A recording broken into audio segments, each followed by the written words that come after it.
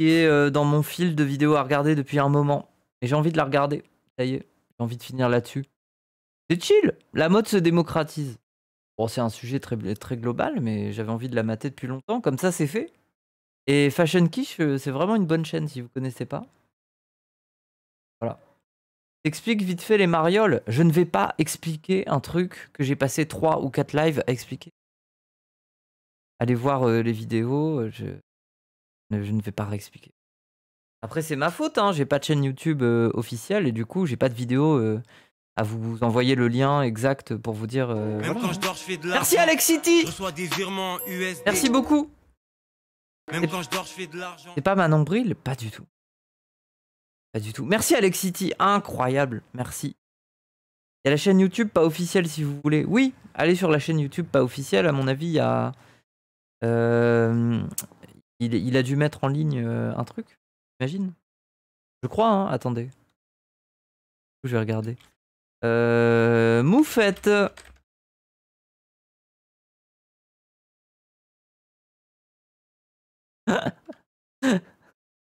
Oh, les miniatures. C'est quelque chose, hein. C'est quelque chose quand même, hein. Avec React, React, il est pas dans le champ, il est placé sous le timer. Le fait que ma photo soit cut, bon, mon point, il est pas. Je sais pas, moi, ça me fait rire, c'est drôle. C'est toute une esthétique, hein. Moi, je concède à cette esthétique. Bref, mais c'était bien le test de pureté avec Bon Pan. C'était drôle.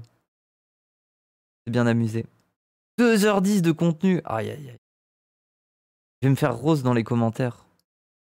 Ça a été les révélations. Alors, où est-ce qu'il est les... Attendez, Moufette Mariole. Voilà, elle est là. Réac sur les marioles, la catastrophe. Ça, mais regardez! Voilà, si vous avez envie d'aller vous renseigner sur les marioles, voilà, vous allez ici. Vous êtes heureux. Vous allez voir la vidéo. Laissez-moi. Moi tranquille. Moi, je veux voir cette vidéo. Tout le monde peut-il devenir une fashionista? Je me suis rendu compte depuis quelques temps que le discours un peu généralisé sur la mode, c'est qu'aujourd'hui, tout le monde a accès... Les gens, train de l'hype, 3 minutes si vous avez envie de continuer de donner. Je rappelle, le niveau 10, vous débloquez la photo. Et voilà, vous n'êtes pas obligé d'aller jusqu'au niveau 10. Hein. Il y a peut-être quelqu'un, il est déter, hein, juste pour une photo. Je sais pas si ça les vaut. Mais voilà. à la mode, de par les boutiques de fast fashion, de par Vinted, les friperies, tout Vinted, les friperies, et moi j'aime ça. Hein. Tout ça, il n'y a jamais eu autant d'objets de mode accessibles et peu chers sur le marché qu'à l'heure actuelle, mais qu'en plus de ça, les gens ont tous développé une appétence pour le style, que ce soit leur style vestimentaire, leur style de vie, etc. Tout le monde a envie d'être à la mode, mais tout le monde le peut-il? C'est ça la grande question qui m'habite. Oui. Parce que selon moi, ce n'est pas parce que c'est pas que tout le monde peut être à la mode, c'est que tout le monde peut être stylé. Merci Badoul pour le prime, t'as sur Moufette. Merci beaucoup. Merci beaucoup. Slave possède le même ton. Comment ça, le même ton? Ah, c'est vrai qu'il y a un peu de Slave dans le... Je vois ce que tu veux dire. On a des Zara et des H&M dans chaque rue de chaque ville de France et de Navarre. Oui, mais bon, Zara et H&M, bon. Après, Zara, ça a step up. H&M, c'est resté un peu jean pourri from H&M, quoi. Mais Zara, ça a un peu step up. Des fois, ça fait un peu des collabs, il y a des trucs mieux. Que la mode, c'est des... Mais moi, ce que je supporte pas... Moi, les gens, c'est pour ça que je suis une meuf des friperies et de Vinted. C'est que j'ai grandi avec une daronne couturière et qu'elle m'a appris à toucher les tissus, à sentir quand c'est un tissu de merde. Elle touchait littéralement les vêtements, elle me disait « C'est peut-être joli, mais ça, en hiver, c'est de la merde. Au bout de 3 lavages, c'est décoloré, etc. » Donc moi, j'ai appris comme ça. Et du coup, je suis désolé, moi quand je rentre dans un Zara, peut-être que vous êtes heureux parce que vous voyez des coupes qui sont exceptionnelles.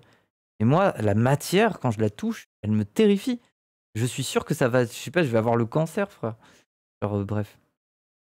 Démocratisé pour autant. Alors j'ai un petit plan comme d'hab en plan de partie. Vous pouvez tout retrouver les chapitres dans la description. Commençons. Si t'es short en thune, sinon c'est de la merde. Je suis pas d'accord. Même Zara, c'est un peu de la merde. Et c'est cher. Zara, c'est quand même un peu cher, hein. Quand t'achètes un crop top à 20 balles, je suis désolé, en friperie, tu peux trouver un truc un peu plus luxueux qui coûte moins cher. Hein. Donc, c'est pas un bon argument. sans plus tarder. Mais après, le problème des friperies, c'est qu'ils ont pas de basique et que souvent, ils sont bitchophobes. Merci Narcissus. Les gens, 30 secondes si vous voulez aller au niveau 6. 30 secondes, on est à 66%, le chiffre du diable. Il ne manque qu'un 6. Et oui. Mais qu'est-ce que je voulais dire? Oui. Le problème, oui, le problème des friperies, c'est que c'est bitchophobe. Ça veut dire que quand t'as envie d'être une bad bitch...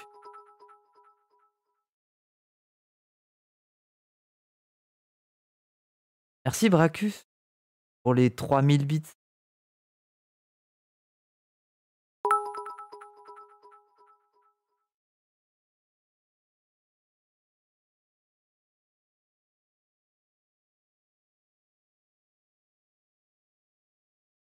Let's go.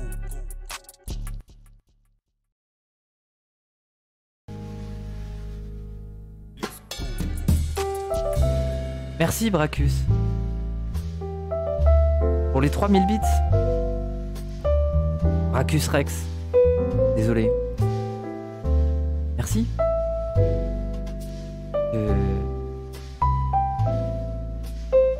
J'avais besoin de ça. Hein.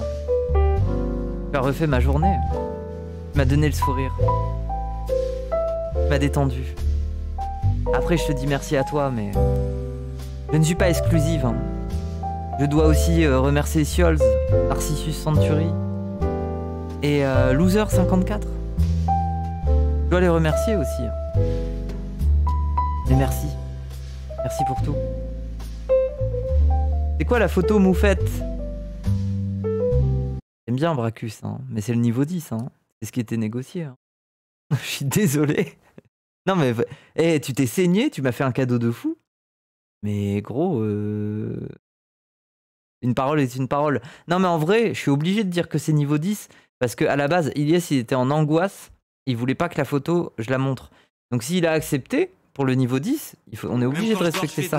Merci Rubilax. Je reçois des virements USD. Même quand je dors, je fais de l'argent. Merci Jean-Paul Rouve. Niveau 10, moufette, leak les nudes de la gannerie. Ah non, commencez pas à dire des trucs comme ça, les gens. Oumissa, merci beaucoup pour le sub. Pour un mois consécutif en plus, merci. Je suis mort, ça croit, c'est une photo OF ou quoi? Non mais les gens, la photo, elle est vraiment légendaire. Genre, une fois que je vous ai expliqué en début de live ce qui s'est passé, la photo est vraiment légendaire. Elle a vraiment un mood. J'ai vraiment envie de la mettre en fond d'écran parce qu'elle me fait rire. Donc oui, c'est sûr que c'est drôle de vous partager ça. Mais par contre, Ilyes, il avait peur parce que flemme d'avoir des embrouilles avec la gannerie si jamais ça lui plaît pas, quoi.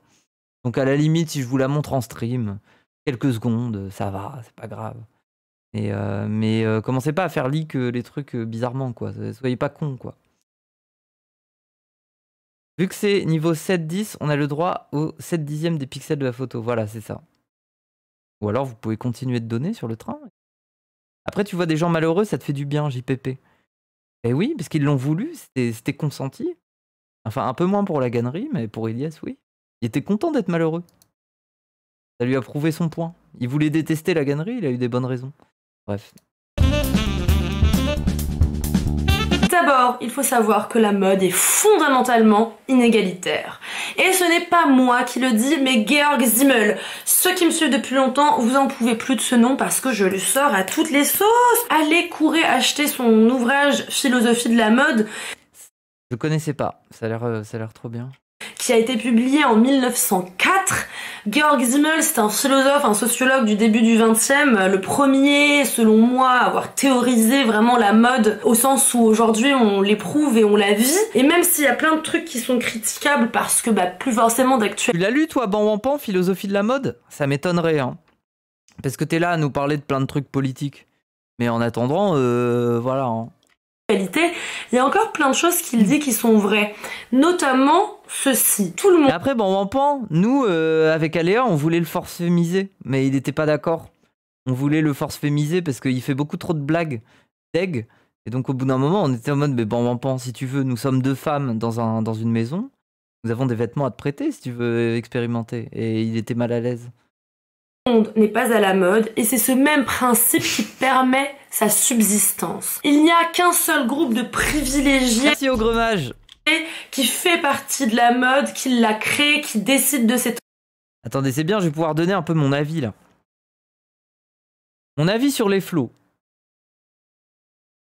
Bah c'est pas ouf.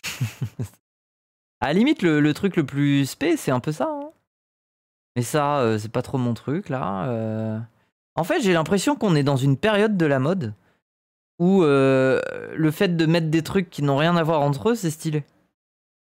Bah pour moi, c'est un peu une forme de décadence de la mode. Hein. Alors bon, c'est éclaté. Oui, moi, quand j'étais jeune, ma mère, elle faisait des robes, des jupes et des robes de flamenco qui étaient moches, où elle mélangeait des trucs qui n'ont rien à voir entre eux. Bah là, maintenant, c'est à la mode. Je sais, bon, bref, je sais pas quoi en penser. Privilégié, qui fait partie de la... Par contre, ça, j'aime bien. Moi, les chaussettes hautes comme ça, là, j'aime bien. Ça, j'en mets. J'aime bien. La mode, qui l'a créée, Ça, c'est très Aléa, le style. Hein. Aléa, elle s'habille comme ça. qui décide de ses tendances, et le reste de la population est en chemin vers elle, mais ne l'a pas encore atteinte. Si la totalité de la population va épouser une des formes de la mode, un des objets de la mode... Après, la période de la mode dans laquelle on était, c'était un peu la mode U2K. C'était un peu la période. Qu'est-ce que ça va être après? Eh bien, ce même objet ne sera plus à la mode. Il sera assimilé par la totalité de la population comme un élément d'habillage comme un autre, quoi. Il n'aura plus ce petit côté un peu edgy, un peu cool de ces choses nouvellement à la mode. Par exemple, aujourd'hui, on peut dire que depuis bien longtemps, le mom jeans est à la mode, à tel point qu'en fait... 30 secondes avant de voir disparaître la possibilité de voir la photo. Là, c'est trop tard. Hein. 20 secondes, 19 secondes, 18 secondes, 17 secondes, 16 secondes. Tant pis, hein. Tant pis pour la photo. Mais merci pour les dons, les gens. Hein. Après, désolé de vous forcer comme ça avec un train de live pour voir la photo, mais... Métier. Il n'est plus à la mode. RIP la photo, malheureusement. Tout le monde en porte. Merci Nivelle. Merci pour le dernier sub avant la fin de ce train de live. C'est trop tard, malheureusement. Mais merci beaucoup pour vos dons, les gens. Merci. Je rappelle, hein, ça me fait vivre, ça me fait manger, ça me fait payer mon loyer et ça me fait payer le déménagement aussi, qui arrive la semaine prochaine. Normalement. Un peu la forme type du jean qu'on peut trouver aujourd'hui en magasin ou dans la rue, porté par des femmes, des hommes, etc. Du coup, je dirais que le mom jeans n'est plus vraiment à la mode. On est passé, enfin les fashions sont passés au truc d'après. Vous voyez un petit peu la logique. Alors quoi, ça y est, la mode, ça va être à nouveau? On est passé, enfin les fashions sont passés au truc. Ça va être à nouveau les leggings qui arrivent aux genoux? Ah, ok. D'après, vous voyez un petit peu la logique. Alors, même si Simmel, même à son époque... Hein, les leggings trop serrés sous camel-toe, là en 1904, remarque la croissance exponentielle de la mode. La mode chez les droitards. Non, j'ai pas l'impression. Merci Kraïef. Toutes les couches de la société, mais aussi tous les domaines. Ils vont remettre le legging à la mode. Hein. Mais de toute façon, c'est comme ça la mode. Quand il y a un truc où tous les gens s'accordent pour dire que c'est fini et que c'est plus très, très stylé, bah ils vont le remettre en mode stylé. C'est comme ça. Sport, les voyages, la cuisine. Les combis sport housewife, c'est un peu stylé. Oui, j'en ai plein, bon, j'aime bien. Tout ça sont des domaines qui sont maintenant dominés par la mode. Hein. On bouffe plus comme il y a 10 ans, on ne voyage plus comme il y a 10 ans, etc., etc. Simmel, il le note ça déjà au début du XXe siècle. Il dit que c'est assez inédit dans notre société, ce désir de nouveauté, ce désir de changement, ce rythme de plus en plus accéléré des modes qui se succèdent et qu'on accepte, qui nous imprègnent, et que c'est normal, c'est juste la modernité qui veut ça et le capitalisme. Alors, en effet, du coup, ça veut dire que la mode s'est diffusée plus largement et qu'un plus grand nombre de personnes y ont accès. Or, comme il le disait, la définition même de la mode repose sur un sentiment d'exclusivité. Et c'est pour ça qu'aujourd'hui, on est dans une époque un peu chelou, étant donné que la mode veut nous vendre son inclusivité, que la... Bah oui, et c'est pour ça que moi je trouve qu'il y a une bonne partie du travail, si vous voulez être à la mode, c'est de comprendre que vous avez un corps précis et que vous pouvez le mettre en valeur, ne serait-ce déjà qu'avec votre corps. Donc soit en faisant du sport et en ayant une shape, soit en étant très maigre et du coup tu vas t'intéresser à des coupes qui contrastent totalement avec ton corps. Genre par exemple des trucs hyper larges alors que t'es maigre, ça a du flow. Je veux dire, même un white tee un peu trop large quand t'es hyper maigre, Ça a du flow. Enfin bref, tu peux trouver, puis la coupe de cheveux, puis les tatouages, puis les piercings. Il y a plein de manières de se débrouiller comme ça. Hein. Voilà. Et puis sinon, voilà, la recette miracle, c'est la muscu. La muscu, ça te permet de... Bon, après, là, c'est la muscu, là, en ce moment, ça va pas trop pour moi. Mais bon, l'avantage, c'est que globalement, t'as un corps pas trop mal, même si tu mets un débardeur, ça passe. Vous avez le droit de vous moquer de moi parce que j'ai pas de flow. Je dis ça pour me rassurer, je n'ai pas de flow aujourd'hui, j'ai juste un débardeur. Non, La mode essaye d'être inclusive. Or, ça repose sur un non-sens ontologique. C'est une grande hypocrisie. Par définition, la mode est exclusive. Toutefois, c'est vrai, hein, la mode... Même quand t'es fatigué, c'est bien le large. Mais j'ai pas dit le contraire, j'ai pas fait d'opposition avec d'autres corps. Hein. C'est en effet démocratisé comparé à avant. Vraiment les analyses historiques. Ton flow, c'est simplement ta personnalité qui fait que des milliers de personnes te regardent chaque jour. Ouais, mais moi j'ai tendance à switcher. Et après, je mets ça sur le billet du genre. C'est-à-dire que j'ai des périodes où j'aime bien être un peu tomboy, et il y a des périodes où j'aime bien être féminine, voire même hyper féminine. Voilà. Là, en ce moment, là, comme vous le voyez durant ce stream, je suis plutôt tomboy. J'ai une énergie de butch. Mais il y a d'autres moments où j'aime bien être une cutie. Voilà.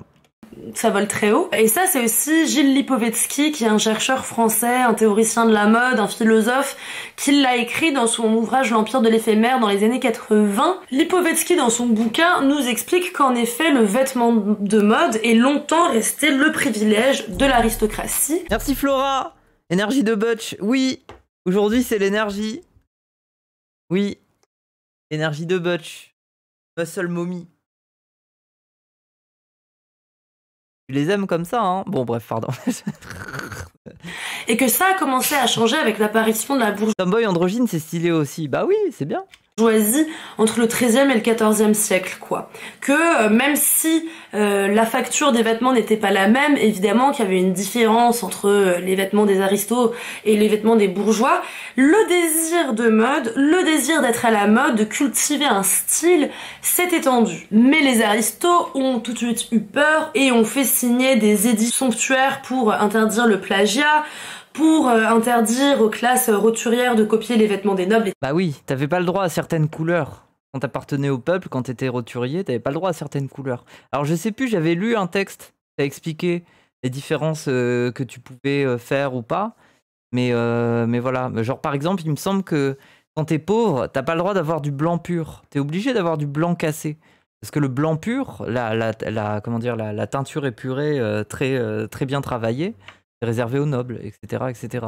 Et après, il y a des codes couleurs aussi. Il me semble que t'as pas le droit au bleu. Le bleu, le rouge, le bleu, tout ça, c'est des couleurs un peu plus nobles et tout ça, enfin bref.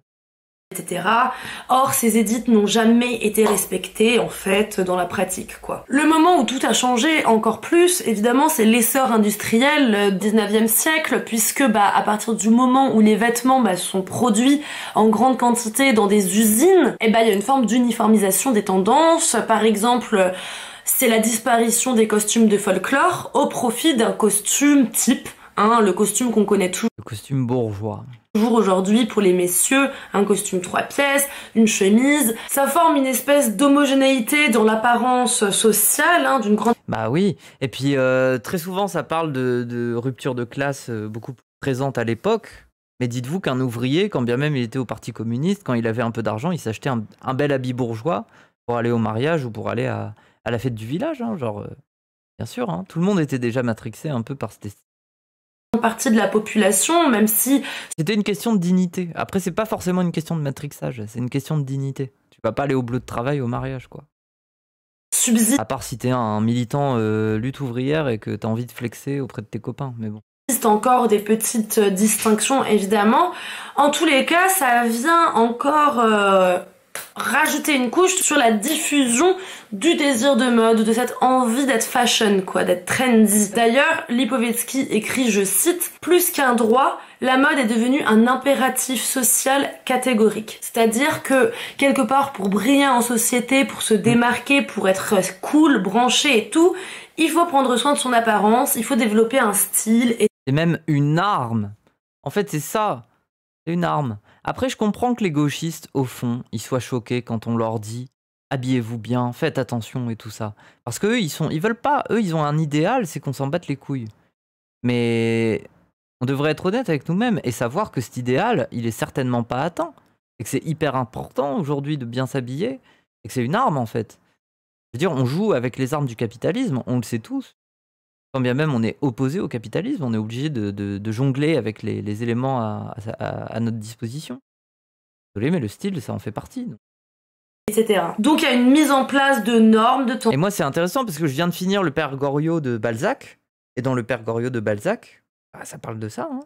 Ça parle de comment Rastignac se confronte au fait qu'il a besoin de s'acheter des gants, qu'il a besoin de s'acheter un costume précis, avec un feutre, mais pas un feutre qui tâche, pour impressionner les demoiselles de Paris, pour espérer se faire une place dans le milieu. Enfin, ça a été ça à toutes les époques, quoi. Donc, bien avant le capitalisme, même période féodale, c'était déjà un peu le cas, quoi. Mais c'était peut-être plus, c'était peut-être moins lié à la valeur de l'argent. C'était peut-être lié plus à des codes stricts, pour le coup. Tendance, une institutionnalisation finalement de la mode. Selon Lipovetsky, ce qui aussi contribue à la démocratisation. Oui, voilà, c'est vrai que elle disait que globalement la mode est injuste. Moi, j'ai envie de dire que si vous êtes des bons couturiers, alors vous avez un cheat code pour la mode. Parce que en soi, dès que vous allez vers du haut de gamme, vous avez accès à des coupes un peu précises et un peu stylées. Genre par exemple un t-shirt, et le t-shirt, il va avoir, je sais pas pourquoi, un endroit qui est coupé ici, et il va se reconnecter ici, et du coup ça donne une forme un peu bizarre, un peu technique, et ça fait des styles un peu précis. Ok. Et sincèrement, vous êtes couturier, vous faites ça en 2 temps 3 mouvements. Hein. Genre vous évitez de payer 100 balles et vous le faites vous-même, quoi. Donc oui, les gens, apprenez la couture si ça vous plaît. Hein. C'est pas très compliqué. C'est pas si compliqué. Surtout aujourd'hui avec Internet, les tutos et tout, ça va. De la mode. Selon les Après, je dis ça, mais j'ai une daronne couturière. Elle a plusieurs fois proposé de m'apprendre à coudre et j'ai jamais accepté. Je suis une petite merde. Et le jour où elle va disparaître, je vais pleurer et je vais être triste parce qu'elle m'aura pas transmis ça. En vrai, je devrais... Bon. Pourquoi? Bah je sais pas, j'étais pas attiré par ça spécialement. Moi j'avais un peu une overdose, enfin j'ai grandi dans les tissus, le bruit de la machine à coudre, toute ma vie je l'ai entendu. Donc je sais pas, j'avais pas forcément envie de le faire, mais avec le recul et en grandissant, je me rends compte qu'elle a un savoir à me transmettre et que je suis bête de passer à côté. Hein. Qui aussi contribue à la Des live couture avec ma maman? Pourquoi pas, mais j'ai pas envie d'afficher ma mère en stream. Genre, c'est la dernière personne à qui j'ai envie de causer des problèmes. Vraiment, genre... démocratisation de la mode, c'est tout ce moment juste après la Deuxième Guerre mondiale, dans les années 50, qui se parachève au début des années 60, où la mode connaît une restructuration totale parce qu'il y a la naissance du prêt-à-porter, avec Saint-Laurent, Yves de son prénom, qui ouvre la première boutique de prêt-à-porter ever, qui s'appelle Rive Gauche. C'est le premier couturier à faire ça, hein, parce que les couturiers se rendent bien compte qu'économiquement, en fait, ça ne marche plus, la haute couture. Et donc, ils se réinventent par le biais du prêt-à-porter. Le prêt-à-porter, ça ne va pas être seulement une copie de la haute couture. C'est pas les mêmes robes de la haute couture, mais un peu moins bien faites, ou avec des matériaux un petit peu moins luxueux. Ah oui, et c'est pour ça que les gens qui vont en friperie, c'est pas simplement des gueuches-là qui acceptent de porter des pulls à 4 balles qui ont 40 ans d'existence. C'est aussi parce qu'ils cherchent des coupes et des couleurs et des associations qu'ils ne trouveraient pas ailleurs. Moi, je suis d'accord, c'est pour ça. Moi, j'arrive plus à rentrer dans un Zara ou un H&M et être heureuse. Parce que les coupes sont médiocres. J'ai trop besoin d'aller dans une friperie parce que je vais être étonné. Je vais tomber sur une chemise à jabot et je vais me dire, mais attends, c'est une dinguerie, cette chemise à jabot où quand tu la portes, t'as l'impression d'être une grand-mère. En fait, avec tel pantalon et telle chaussure, ça donne un style un peu street et c'est très étrange et j'aime bien. Donc oui. Non, pas du tout. Le prêt-à-porter, c'est une idéologie Oui, Ota, on a lu l'article du Monde il y a 20 minutes. Différente. Et le prêt-à-porter des années 60, de toutes ces marques qui fleurissent à l'époque. Les friperies, c'est devenu un truc de bourgis-perceurs. Bah ça, c'est pas... Si tu vis à Paris et que tu ne fréquentes que les boutiques parisiennes du centre, oui, mais c'est faux. Dès que tu vas dans des quartiers un peu excentrés, où il y a des friperies un peu populaires, bah tu en trouveras. Même à Lyon, bah désolé, mais tu cherches pas les bonnes adresses. Dans ce cas-là, t'as pas assez cherché. C'est complètement faux. Bah oui, c'est complètement faux parce qu'il y a une demande. Et il y a un côté un peu gauchiste aussi dans les gens qui gèrent les friperies. Donc oui, si tu vas dans certaines friperies qui sont tape à l'œil et qui en fait sont des rééditions comment dire, de patrons de couture anciens, mais c'est des vêtements neufs globalement, et ça coûte très cher, genre ça coûte 40 ou 50 balles la chemise. Ah oui, dans ce cas-là, tu te fais douiller. Tu vas pas dans les bonnes friperies. Et du coup, t'as pas assez cherché.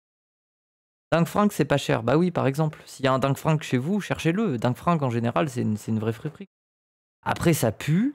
Après, quand tu mets les mains dans le bac à vêtements, t'as potentiellement une chance de choper le Covid à chaque fois que tu touches quelque chose. Et oui, certes, mais voilà, faut accepter.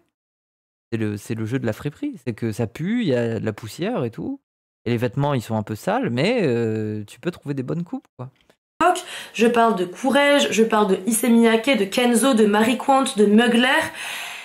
Ils se centrent tous autour d'un nouvel impératif, la jeunesse. C'est-à-dire que par le biais du prêt-à-porter, tous ces couturiers, qu'on appelle d'ailleurs plus des couturiers, mais des créateurs de mode. Créateurs de mode, c'est quand même pas anodin qu'on les appelle comme ça à partir de cette époque.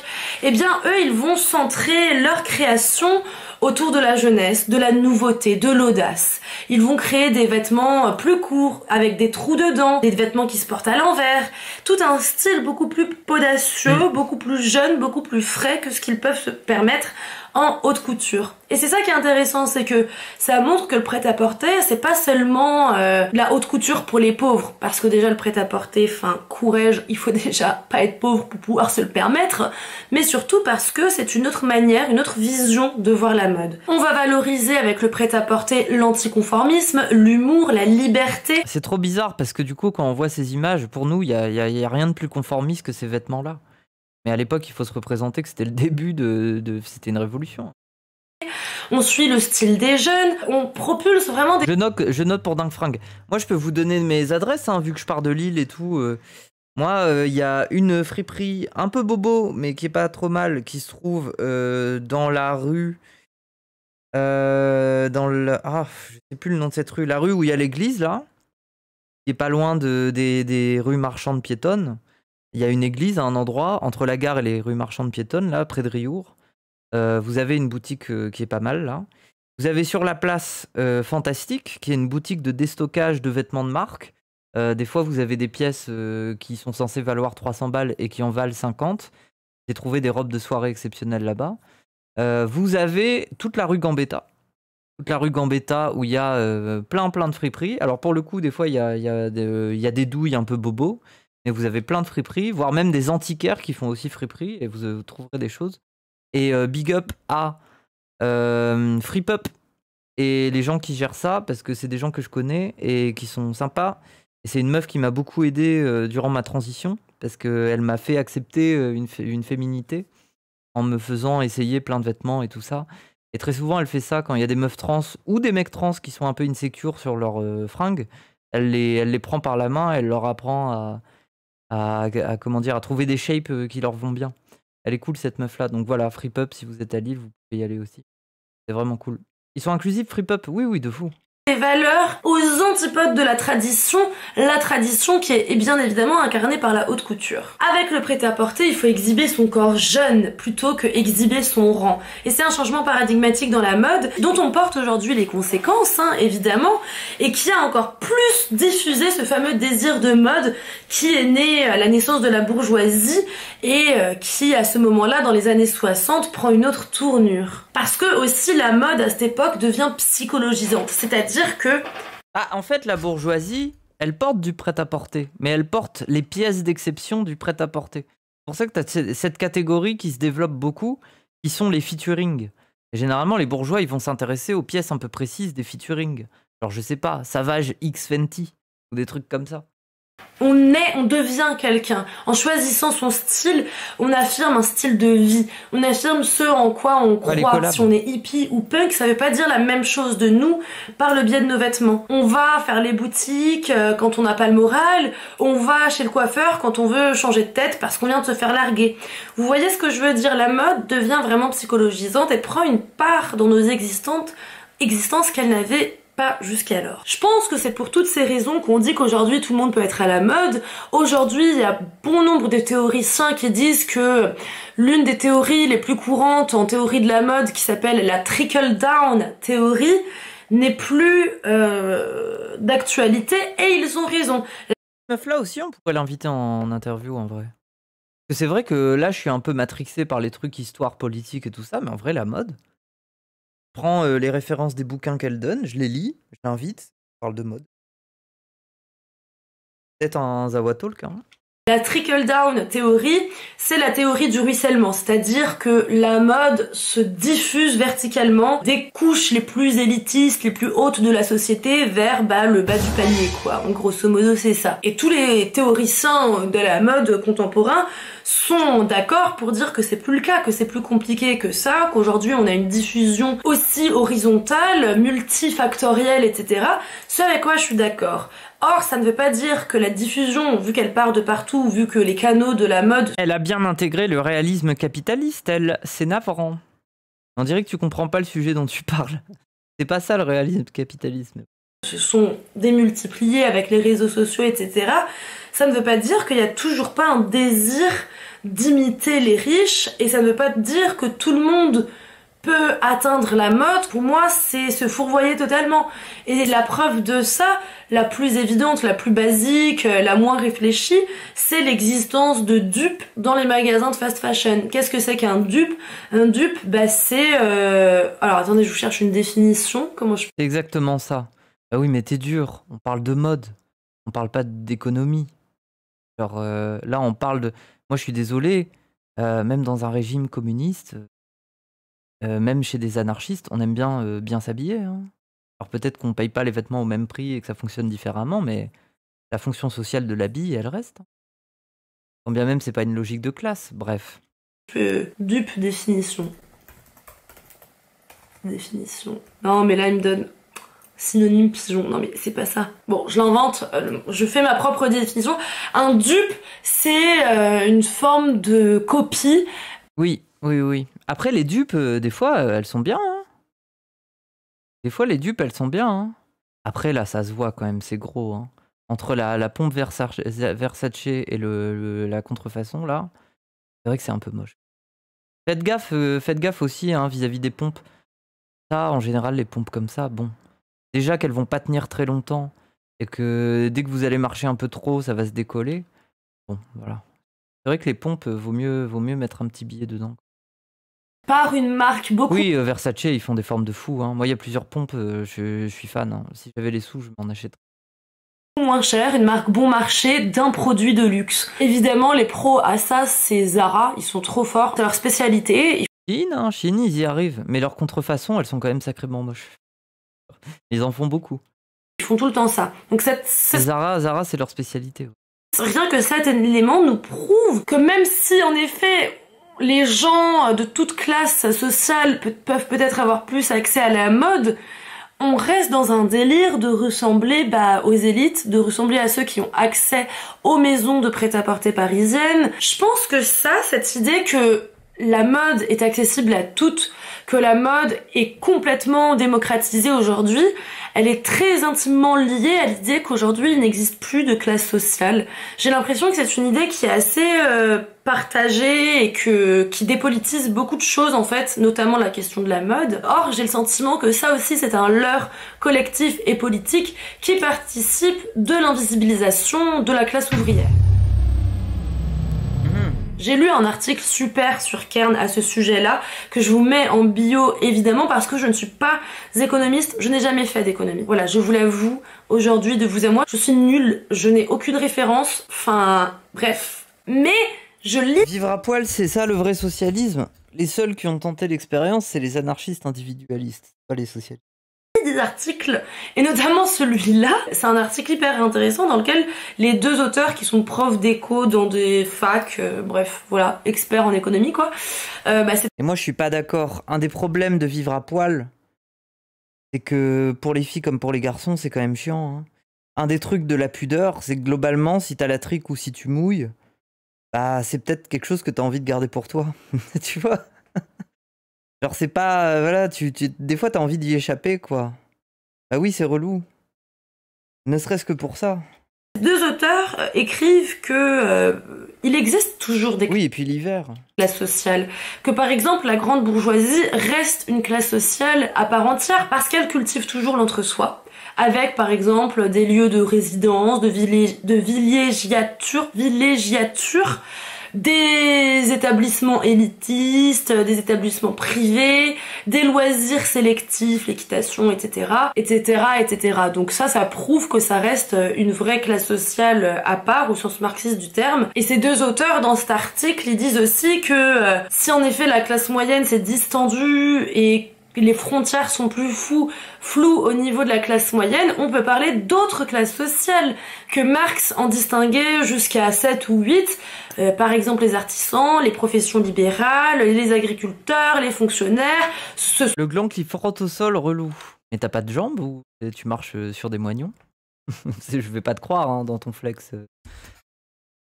Par exemple, les artisans, les professions libérales, les agriculteurs, les fonctionnaires, ce sont autant de classes sociales différentes. Par ailleurs, cette analyse marxiste des classes sociales, qui n'est plus l'analyse marxiste des classes sociales, elle a aussi été réactualisée par Bourdieu, avec la notion Bourdieu de capital culturel, dont la mode fait partie. Oui. La mode fait partie d'un capital culturel qui permet à chacun de se distinguer, de tirer son épingle. Les bobos, les dominés, les popus et les bourges. Non mais ça a l'air précis tout ça là. Attends, mais c'est quoi cet article? Ça a l'air intéressant de fou. On peut pas... Source Marianne. Attendez, c'est quoi? La distinction en 2024, Marianne. Attendez. La distinction en 2024. Marianne. Vêtements. On peut le trouver, ce serait trop bien. Ah voilà, on l'a. Mais si, hein. Putain, article abonné, mais allez vous faire foutre. Ah, y a pas dans Google Images là? Attendez, parce que Google Images, faut se méfier.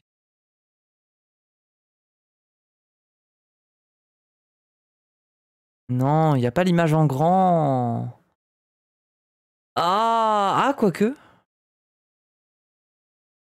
Ah, on a quelque chose là. Alors, mode de vie, les bobos, les bourges, les popus et les dominés selon Marianne. Alors, du côté des bobos, je fume des cigarettes de temps en temps, boîte de nuit, bière pression dans un bar. D'accord, c'est pas très précis pour l'instant, mais bon. Méditation, yoga, pilates, ça je suis d'accord. Microbrasserie locale, je suis d'accord. Les IPA et tout ça. Je vais souvent au restaurant, là on est entre la bourgeoisie et le bobo. En fait c'est bizarre de faire une distinction bobo. Ça veut dire quoi? Ça veut dire que plus tu vas à gauche, plus t'es chez les pauvres. Genre boîte de nuit, club, bière pression, c'est bobo mais c'est pauvre. Tricot, couture. Apérol, spritz. D'accord. Les dominés. Vinted, le bon coin. Alors encore une fois, c'est pas précis. Hein. Je fume la cigarette électronique. Je l'aurais mis plus dans bobo. Jeux vidéo. Faut avoir les moyens quand les jeux coûtent cher. Astrologie, ésotérisme. Elle est trop bizarre leur carte. Hein. Elle fonctionne pas. Hein. Fête foraine. La halle Primark. Voilà, ça c'est déjà plus accurate. Je fume du tabac à rouler tous les jours. Bon, ça, on est chez les gauchistes. Hein. Je ne pars pas en vacances, je ne vais jamais au restaurant. Voilà, ça c'est le chat. Vous êtes là. Ça c'est bon. C'est nul à chier. Oui, c'est nul à chier, mais du coup c'est divertissant un peu. Les popus. Ils sont le cauchemar de Sandrine Rousseau. Bon, c'est les beaufs, c'est ça. Le pastis, le casino, la bière en pack canette. Je vais rarement au restaurant. La Clio, le Shein, AliExpress. Pourquoi avoir mis ça chez les beaufs? Je sais pas. Le bingo, le loto et la pêche. Bon, globalement, c'est juste, elle a décrit les vieux, quoi. Et ensuite, chez les bourgeois, on a le mage, Sandro. Alors, mage, je suis désolé, c'est pas si ouf que ça. Genre, c'est un peu du luxe, mais c'est le bas de gamme du luxe, hein, le mage. Sandro, Bae et Che, ça je connais pas. Louis Vuitton, oui, œnologie. Les vacances au ski, résidence secondaire, boursicotage, whisky, bricolage, croisière. Je ne fume pas.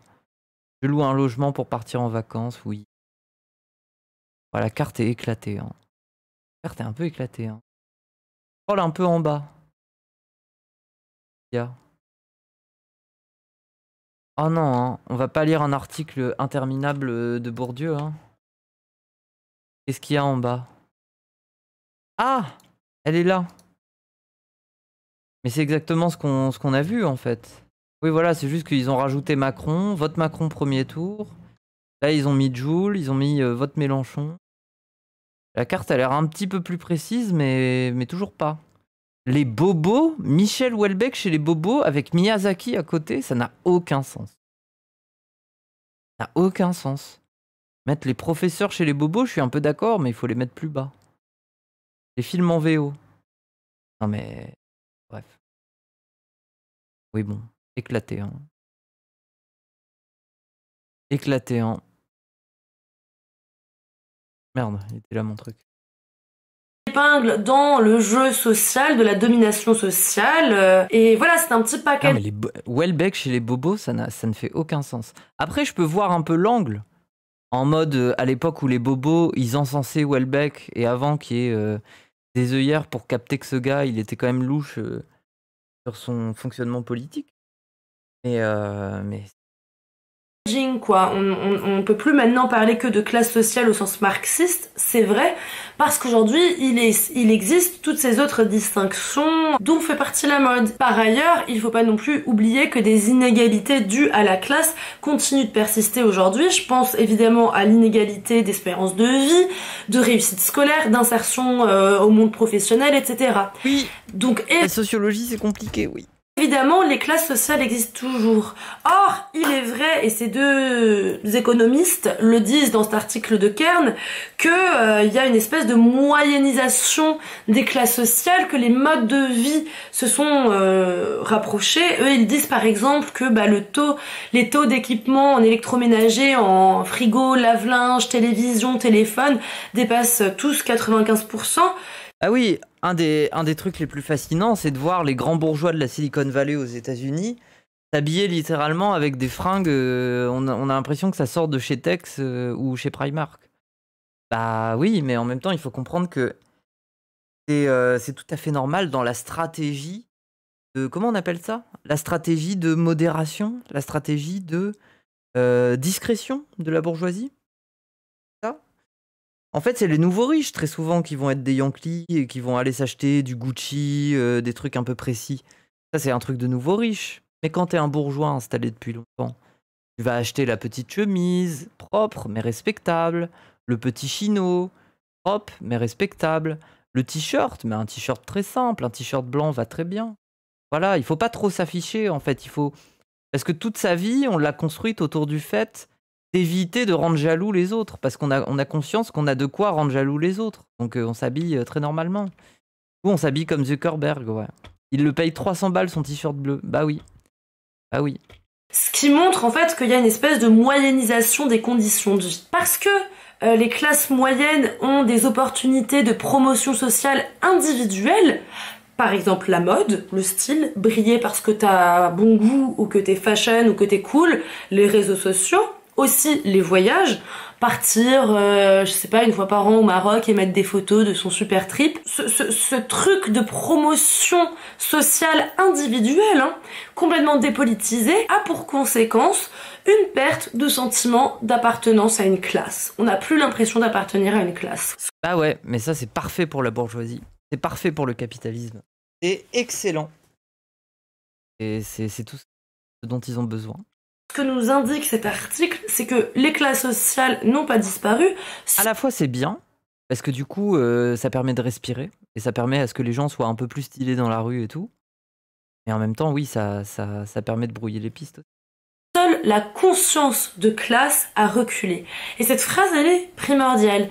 Les classes sociales n'ont pas disparu, mais la conscience de classe a reculé. Quand on voit qu'on a un pouvoir d'achat qui nous permet d'acheter plein de fringues sur Chine, sur Vinted, je ne sais pas où, on a peut-être l'impression d'être à la mode, d'appartenir à ce monde de la mode, alors qu'en fait, non. La mode est encore un entre-soi. Ah ouais, la vraie différence, c'est la matière. T'auras des belles contrefaçons chez Shein, mais par contre, ton truc, au bout de 3 lavages, il est bousillé. Moi, je conseille pas Shein, hein. Vraiment, moi, je trouve ça très important, la matière. Alors, faites attention à ce que vous achetez, hein. Achetez pas du full polyester de merde, là. Encore et toujours. Qui sont les acteurs de ce milieu? Qui peut décider de ce qui est fashion ou pas? Qui est au courant des tendances? 100% coton? Non, pas forcément, mais déjà un peu de spandex, ne serait-ce que ça. Qui peut assister au défilé au Fashion Week? Qui? Eh bien, c'est toujours une petite élite, hein, ça n'a pas changé. C'est pas parce que tout à coup il y a des magasins pas chers que le monde de la mode a ouvert ses bras. Pourtant, il faut pas cracher dans la mode. Et moi j'adore. Oh, C'est plus parler. faut pas cracher dans la mode, il faut pas cracher dans la soupe, pardon. La mode essaye de s'ouvrir quand même, il faut le dire. Mais ça fait longtemps, et ça fait longtemps qu'elle échoue. En 1984, Thierry Mugler a fait un défilé énorme au Zénith de Paris, avec plus de 6000 invités. Oh, ça avait l'air incroyable. Donc 4000 qui avaient payé leur billet, quand même assez cher, mais je crois que ça allait encore, et donc 2000 n'ont rien payé du tout. Ça a été un show incroyable, et pourtant ça n'a jamais changé le fonctionnement de la mode, hein. Pareil, Marine Serre, elle a ouvert son défilé automne-hiver 2023 à 1000 anonymes qui n'avaient qu'à booker leur ticket en ligne. Glenn Martens aussi l'a fait, il a invité près de 5000 personnes complètement anonymes, des nobody, à Milan en septembre 2022 pour son défilé diesel. Des mois plus tard, Simon Porte-Jacquemus, qui est sorti lui des calendriers de la Fashion Week, etc. Il a organisé un show accessible gratuitement sur simple inscription sur internet aussi. Donc bref, Marine Serre, Glenn Martens, Jacquemus n'ont rien inventé. Mugler avait essayé déjà d'introduire un peu cette idée de spectacle, de faire en sorte que tout le monde puisse accéder au défilé. Et ça n'a jamais pris. La mode n'arrive pas. La mode essaye mais n'arrive pas. Échoue. Elle demeure un entre-soi. Un entre-soi composé de marginaux, certes, c'est vrai. Et encore, quand on voit qu'ils sont à la tête des grands groupes, la mode essaye notamment aussi avec les influenceurs et les influenceuses. Aujourd'hui... Ah oui, moi je veux bien, hein. Et moi, s'il y a une marque là qui veut me filer des trucs, ça par contre, ouais. On pourrait penser qu'avec je critique beaucoup de choses du capitalisme, mais ça j'aime bien. les influenceurs, influenceuses qui participent au Fashion Week, etc., que la mode s'est ouverte. Mais non, c'est faux, c'est purement commercial et tout le monde le sait en fait. Enfin, ils sont là seulement pour faire des stories #ad avec un sac Valentino qu'ils ont reçu, tu vois. Et en plus, ce qu'il faut aussi observer et ce que je trouve hyper parlant, c'est quels influenceurs sont invités au Fashion Week, parce que c'est pas n'importe lesquels, hein. Et d'ailleurs, il me C'est lesquels? C'est pas moi. semble que c'est Rosa Bonheur qui parlait de ça en story une fois et ça m'avait grave ouvert les yeux là-dessus. Elle disait que elle était jamais invitée au défilé, alors que toutes ses potes le sont. Les shops spécialisés sur internet peut-être. Bah j'avais déjà proposé à une polonaise qui faisait des vêtements elle-même, qui fait des vestes très stylées. Mais vu qu'il y avait eu la dissolution et que tout le monde c'était le bordel, je lui avais dit je reporte ça en septembre. Et du coup, peut-être qu'en septembre je vais lui reproposer. Peut-être qu'en septembre je ferai un placement de produit pour elle. Alors c'est pas du tout, je suis pas payé, hein, c'est juste que comme ça j'ai des échantillons gratuits, des vestes bien cool, et vous aurez une promotion sur le fait d'en acheter si vous êtes chaud. Et c'est la meilleure période parce qu'elle fait beaucoup de vestes, beaucoup de hoodies, et c'est bien pour l'automne. Voilà. On verra, on verra. Peut-être ça se fera pas. Peut-être que ça va la saouler. Parce que... Bon, bref. Qu'est-ce qu'elle représente, Rosa, qui ne correspond pas, qui ne fit pas aux exigences, aux critères de la mode. C'est quoi le problème, quoi? Donc, il reste quand même une espèce d'enceinte. On n'a pas le droit de la passer, quoi. La mode reste un des rares milieux, je trouve, culturels aujourd'hui, totalement hermétique. On est totalement hermétique, on sait pas, c'est opaque, on sait pas ce qui se passe chez les fashion. On sait pas qui l'a fait, on sait pas qui a le droit. C'est pas compliqué, hein. À partir du moment où quelqu'un dit le legging, plus personne veut en mettre, c'est cringe, il y a quelqu'un qui va se dire ok, on fait des leggings, du coup. C'est la meilleure chose à faire. Que personne n'en veut, donc du coup on va les faire aimer. De prendre ses décisions, etc. C'est subversif. C'est un peu lunaire. Et à l'inverse, c'est maintenant les fashion qui s'habillent comme des pauvres. Ah oui. Y a... Pauvre tico. Une inversion du rapport. Après, ça Oui, c'est comme les gens qui mettent des t-shirts Aldi ou Lidl, hein, et des chaussettes Lidl, hein. On vous voit, hein. Après, moi, ça peut être stylé, hein. Mais bon. a toujours été le cas, hein. Il y a toujours eu dans la mode une romantisation des signes extérieurs de la pauvreté. Le premier à l'avoir fait peut-être, c'est Galliano avec sa collection pour Dior sur les sans-abri là. Mais c'est marrant en vrai. Non mais je dis ça, c'est une private joke aussi, parce qu'avec Ilyes, on a été au vernissage d'un de ses potes dans Paris. C'était autour du fait de porter des trucs Aldi. Du coup, j'ai rien dit, mais je trouvais ça un peu cringe de ce point de vue-là. Mais calme. Elle a trop une vision étriquée de la mode, je trouve. La mode, c'est pas juste des grandes maisons ou celle des normies. Ça peut être aussi des groupes à contre-courant, des styles nouveaux et bizarres ou rares. Oui, mais bon. Avec toi, mais c'est très marginal. Enfin, genre, en général, les gens, ils s'inspirent quand même de grands courants de mode qui existent, quoi. Enfin, c'est... Oui. Après, peut-être que tu vas avoir une aléa sur 1000 qui va, je sais pas moi, se mettre à acheter des pièces d'armure authentiques et les porter premier degré comme des accessoires de mode. Elle fait ça, Aléa. Hein. Moi, je trouve, je respecte. Hein. Littéralement, elle a un col d'armure, mais vraiment qui pèse lourd, et des bracelets de protection en métal lourd. Et elle met ça dans la rue. C'est stylé en vrai. Enfin, ça va quoi. Elle arrive, elle gère bien les flots, Aléa en vrai. Quand même de plus en plus le cas, ça s'appelle le poverty cosplay. Et c'est littéralement la trademark de Balenciaga par exemple. Balenciaga avec ses sacs poubelles et ses sacs chips, c'est c'est ridicule. Balenciaga, moi je suis désolé, parmi les marques et tout, des fois ils font des trucs très originaux, mais en général c'est vraiment l'attrape-couillon des hypeux. D'acheter des trucs complètement déglingos comme ça là. Converse déchiquetée, etc., nous donne un sentiment que de s'habiller comme un pauvre, c'est désirable, c'est être stylé, c'est être cool. Le pantalon de crackhead. Alors que les gens qui peuvent se payer du Balenciaga ne sont pas trop concernés par ça, quoi. Et puis je dirais même qu'aujourd'hui, cette espèce de glamorisation des signes extérieurs de la pauvreté, elle se situe de manière encore plus subtil que Balenciaga ou Galliano du temps de Dior, hein, avec les jogging Adidas, les sacs Tati ou Lidl, les claquettes chaussettes. 1500 balles. Et moi, un sac Tati, ma daronne, elle en a. Le sac Cagole, le nom du sac. Tout le vestiaire d'Adcore aussi, un peu supporter de foot. Blockcore, je connais pas. La casquette CGT, etc. Ah oui, Blockcore, c'est en mode supporter du foot, ok. Parce que la vibe old money n'est pas du tout cool, n'est pas du tout fashionable, on se penche vers ce vocabulaire stylistique, esthétique, qui n'appartient pas à la classe sociale des fashions, de toute évidence. Et tout ça, j'en parlais évidemment dans ma vidéo sur pourquoi le moche est à la mode. Oui, pourquoi le moche est à la mode, bonne question. La finalité un peu de cette réflexion, elle rejoint beaucoup cette vidéo aussi, c'est-à-dire que en effet, la mode s'est diffusée et tout le monde aujourd'hui peut se faire plaisir, peut s'offrir des plaisirs vestimentaires. Ça, c'est vrai. Et ça, c'est génial parce que je pense que ce qui fait de nous des êtres humains, c'est de pouvoir choisir comment on part notre corps, comment on apparaît au monde. C'est très lié au sentiment de dignité, c'est essentiel. Ah oui, ça c'est un des bons côtés du capitalisme, hein, c'est d'avoir le choix. Hein. Ça, c'est très important. Mais aujourd'hui, la mode, elle s'est complexifiée. Aujourd'hui, c'est ultra coté. Les esthétiques, les looks se juxtaposent. On a plein de trends qui se mélangent. Et pour comprendre et démêler et lire tout ça, il faut être initié. Il faut avoir un background culturel.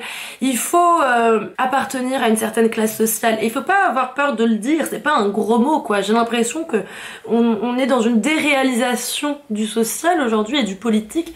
Plus rien n'est politique. La mode n'est plus politique, tout le monde a accès à la mode, on est dans le monde des bisounours, tout le monde peut faire la mode, aujourd'hui il n'y a plus de discrimination par ce biais-là. Je pense que tout ça fait partie du même problème de dépolitisation. Moi j'y comprends rien, mais moi je t'avoue que je suis pas différente. Hein.